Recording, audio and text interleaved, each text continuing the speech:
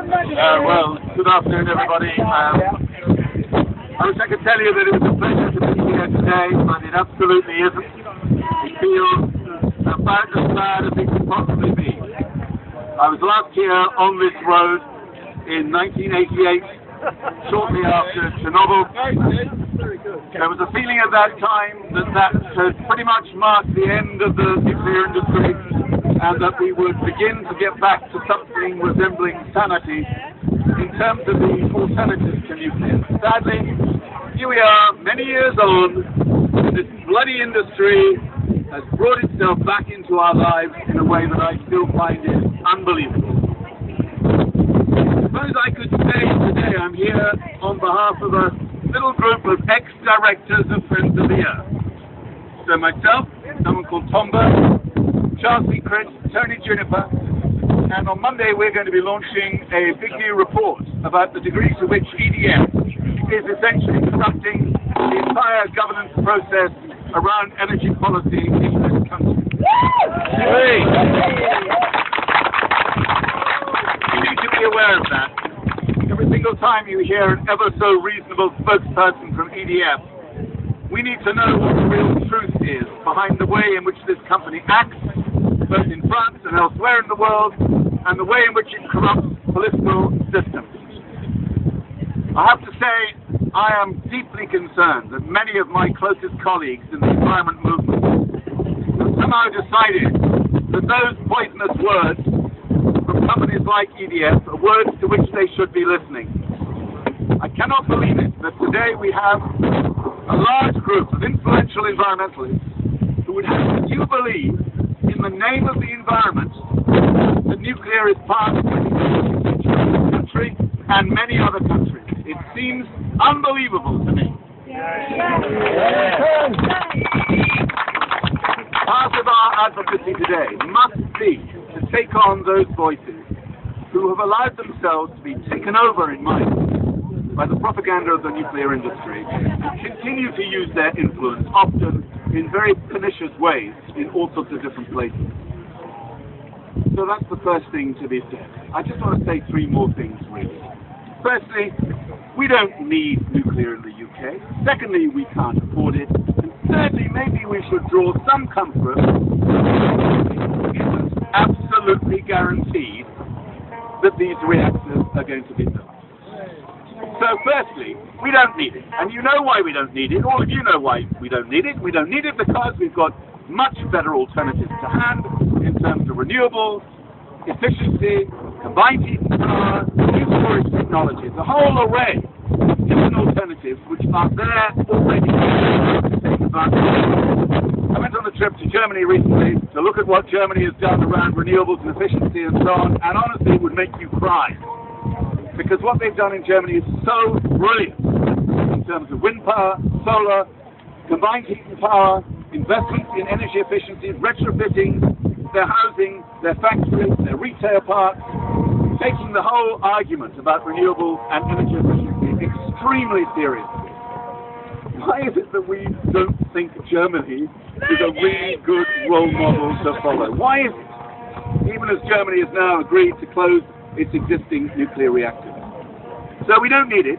And when you hear people say that we can't do what we have to do about climate change and energy security without nuclear power, we need to rebut that. Every single time we have to rebut that, because we really can do what we have to do without the lights going out, without us kind of finding ourselves in some hellhole where our economy has collapsed. We can do everything we need to do.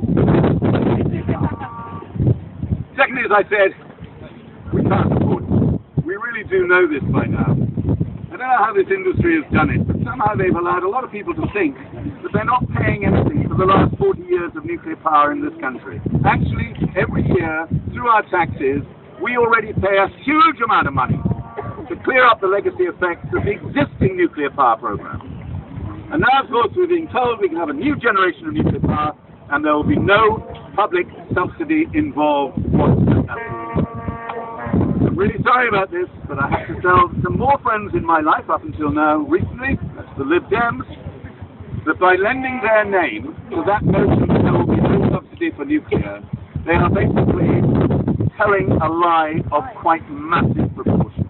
And when they've got a little bit of time in their conference up in Gateshead this weekend, and I hope some of them will be watching the news and they see you here, they see this voice of the anti-nuclear movement coming back again into people's lives, I hope they will remember what the history of the Lib Dems has been over many decades, which is a strong, consistent, solid history of anti-nuclear campaigning, of which they could and should have felt very proud, right up to the point where they threw in their lot with this government. It seems to me there is now no betrayal too awful to which they will not stoop to keep themselves in power. And I hate to say that, because it doesn't bring me any pleasure, and I'm sure it doesn't bring any of you. So we know we don't need it, we know we can't afford it, we know that the whole system here in the UK now is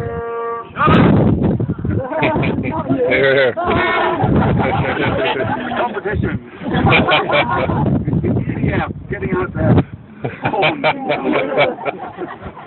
So we just have to watch out for this, because there's something quite soon with the energy bill where we'll be told that these systems have to be changed in order to make low carbon a possibility. Just remember, all of that's a complete fuss. It's all about finding a way of subsidizing the whole thing.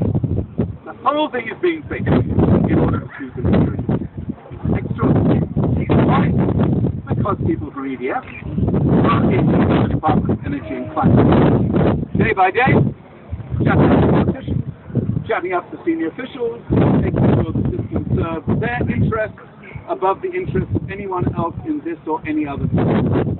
The brilliant report published just a few weeks ago called The Corruption of Governance, about how these systems have now been taken over essentially by elite groups of people in government and in industry. The system against the alternative. So, we've got a problem yet again. I don't believe anybody here will be feeling any sense of pleasure and joy yet this anger and indignation that we yet again in this country are having to go through this fight all over again. It seems impossible. So a little word of comfort for you. Ultimately, in a market-based economy, the people who pull the levers, those people who control the market, that's necessarily good news. In fact, most of the time, it's pretty shit. Right now, all those investors are looking at the car, and they're thinking, they're looking at the risk they can get on the investments they make. They're asking themselves why a company as big as EDF couldn't fund the nuclear reactors in this country themselves, off their own balance sheets, without having to go to the government for fixed floor prices and carbon. That's a bit strange. The story that nuclear really can't survive on its own 2 feet is true, and in fact no enough subsidy into nuclear to make it work. Investors are all about risk and return. Right now, with the cost of renewable energy coming down year by year at a speed that you can barely believe, the reduction in the costs of solar power are breathtaking, so exciting, and the cost of nuclear going up and up and up every year without fail. For Fukushima, of course, that tragedy just means that those costs increase even further. Somewhere along the line, that intersecting line, nuclear up, renewable down, is going to impact on the minds of investors, at which point they will say, this is indeed a white element. We can't make any money out of it. It's time for us to separate ourselves from an industry that has consistently betrayed the citizens of the countries in which it generates electricity, the people who invest in it, and the government who continue to be deluded in thinking that this is the solution. So the investors might at the end of the day come to our rescue to kill the golden dragon and make sure that its golden poo doesn't destroy our lives. I think we'd probably all like to take comfort from somewhere other than the world's capital market. Comfort from where you are. Because we know that what we can do as protesters and activists around it will only make so much difference. Frankly, blocks its ears already, refuses to listen to any argument, is clearly quite corruptly bringing forward proposals for nuclear, despite the efforts and despite the wishes of many millions of people around the world. So we have to keep the campaigning going. We need to find support everywhere else that we possibly can. So I am sort of pleased to be here today, because it seems to me this is really important, and I'm just really pleased that many people are here today, but this is just the start. It's quite a long, hard, battle.